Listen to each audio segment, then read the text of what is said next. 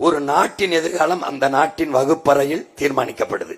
ஒரு நாட்டின் நலன் அந்த நாட்டின் ஒவ்வொரு வீட்டின் சமையலறையில் தீர்மானிக்கப்படுது. ஒரு நாட்டின் வளம் அந்த நாட்டு பெற்றிருக்கிற நிலத்தின் வளத்தை பொறுத்து, அந்த நாடு பெறுகிற நிலத்தின் வளம் அந்த நாடு பெறுகிற நீரின் வளத்தை பொறுத்து, அந்த நாடு பெறுகிற நீரின் வளம் அந்த நாடு பெறுகிற மழையின் வளத்தை பொறுத்து, அந்த நாடு பெறுகிற மழையின் வளம் அந்த நாடு பெற்றிருக்கிற மலைகளின் வளத்தை பொறுத்து.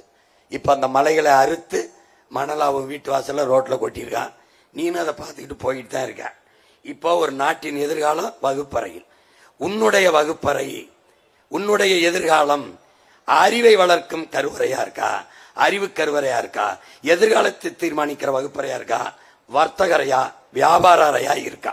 அதை நீ பார்த்துக்கணும். இப்போ அறிவு கருவறை வர்த்தகரையாக வியாபார அறையாக மாறிடுச்சு. காசு கொடுத்தால் நல்ல படிப்பு, காசு இல்லைன்னா இல்லை. அப்போ அது வியாபாரம் ஆயிடுச்சு, அறிவு விற்பனைக்கு வந்துடுச்சு. இது சரியான சமூகமா, சரியான நாடா? அறிவை வளர்க்கும் கல்வி, உயிரை காக்கும் மருத்துவம், உலக உயிர்களின் உயிர் தேவையா இருக்கிற நீர், இது மூணும் விற்பனை பண்டமாக சந்தை பொருளாக வந்துவிட்ட நாடு, நாடு இல்லை சுடுகாடு. இதை நீ புரிஞ்சுக்கணும்.